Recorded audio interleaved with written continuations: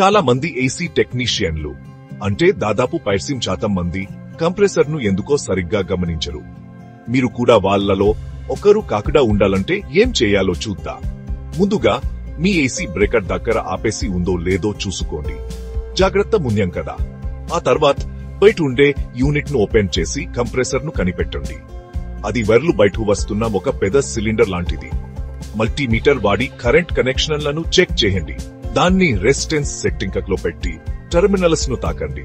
మీకు రీడింగ్ 0 లేదా ఇన్ఫినిటీ వస్తే మీ కంప్రెసర్ పాడైపోయి ఉండొచ్చు. చివరగా శ్రద్ధగా వినండి.